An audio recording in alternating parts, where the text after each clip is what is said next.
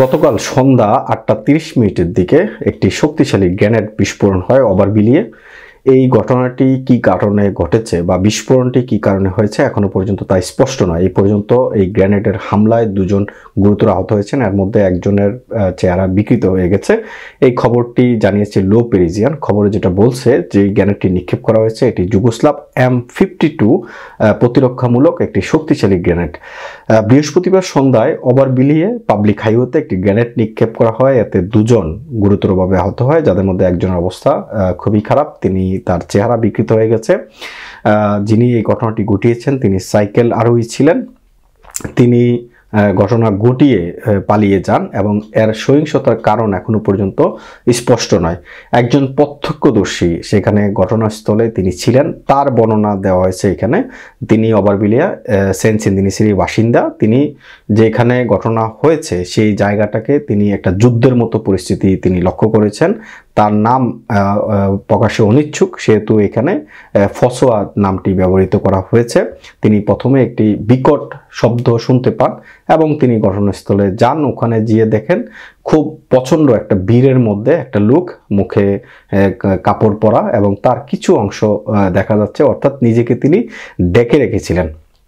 Police সূত্রে যেটা জানা গেছে, টিম্যাক্স চালনাকারী এক ব্যক্তি পালিয়ে যাওয়ার আগে পার্ক করা গাড়ির কাছে একটি গ্রেনেড ছুঁড়েছিলেন। অর্থাৎ রুই মটিয়ের যে রোডটা, এই রোডের পাশে একটা পার্ক করা গাড়ির সামনে কিন্তু এই গ্রেনেডটা ছোড়া হয়েছে। এই গ্রেনেডটা কি উদ্দেশ্যে, কাকে উদ্দেশ্য করে তা কিন্তু এখানে বলা হয়নি, যেহেতু এখনো পর্যন্ত কোনো সুস্পষ্ট কারণ অনুসন্ধান করা যায়নি।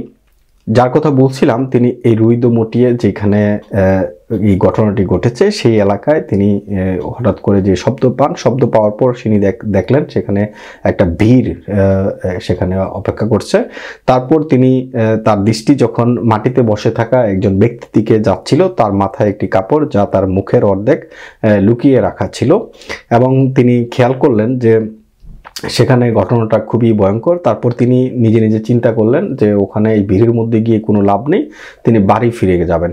ববিনি পাবলিক প্রসিকিউটর অফিসের মতে রাতে লো পেরিজিয়ান দ্বারা প্রকাশিত যে তথ্য নিশ্চিত করা হয়েছে, বিস্ফোরণে দুজন আহত হয়েছেন, একজন সাইকেল আরোহী, একজন মহিলা আরও হালকা আহত হয়েছেন যারা সেই সময় রাস্তা দিয়ে যাচ্ছিলেন। অর্থাৎ যেখানে গ্রেনেডটা ঘটিয়েছে, গ্রেনেড হামলাটা হয়েছে, সেই রাস্তা দিয়ে যারা যাচ্ছিলেন তাদের মধ্যে অনেকেই হালকাভাবে আহত হয়েছে। গুরুতর আহত সাইকেলিস্টের বয়স হচ্ছে 40 বছর, অর্থাৎ সাইকেল দিয়ে যিনি যাচ্ছিলেন তার বয়স হচ্ছে 40 বছর। তিনি মুখে এবং ডান বাহুতে আঘাত পেয়েছেন। প্রসিকিউশনকে নির্দিষ্ট করে যেটা বলা হচ্ছে সেটা হচ্ছে তিনি এই মুহূর্তে হাসপাতালে ভর্তি আছেন। রাতে তার একটা অপারেশন হয়েছে, এই মুহূর্তের জন্য তিনি শ্রবণযোগ্য নয়, অর্থাৎ তিনি কানে শুনতে পাচ্ছেন না এই মুহূর্তে। মহিলাটিও আরও উপরিভাগে আহত হয়েছেন, তার আঙ্গুল ভেঙে গেছে। SDPJ 93 বিচার বিভাগীয় পুলিশ সার্ভিস তদন্তটি গ্রহণ করেছেন এবং এই নিয়ে একটি ক্যাটাগরি এ অস্ত্র রাখার জন্য একটা বিচারিক আদালতের তদন্তভার খোলা হয়েছে।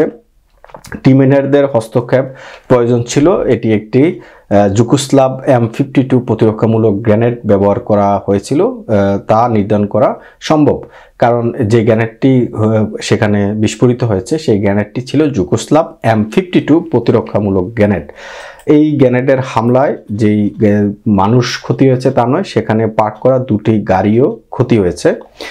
সেই রাস্তায় কয়েকটি ক্যাফে এবং দোকান রয়েছে এবং যেখানে ঘটনা হয়েছে সেই সময়টাতে মোটামুটি ওই এলাকায় ভিড় থাকে এবং যেই পয়েন্টে আসলে এই বিস্ফোরণটি ঘটেছে সেটা ছিল ড্রিল পয়েন্ট, এবং এই ড্রিল পয়েন্ট হিসাবে পরিচিত এই জন্য কারণ সেখানে অনেক মানুষ ওই সময়টাতে আড্ডা দেয় এবং রাস্তায় অবস্থান করে।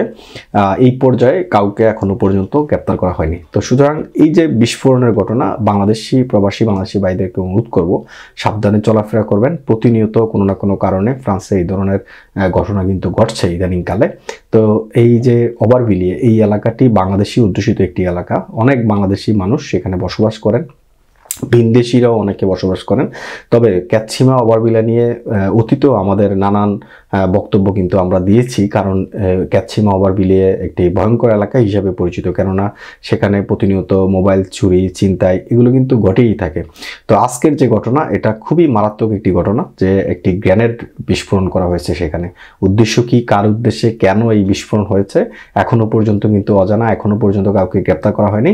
পুলিশ তদন্তভার দেওয়া হয়েছে, এখন পর্যন্ত তারা তদন্ত নেমেছে, এখনো পর্যন্ত এর শুরু কিছুই হয়নি।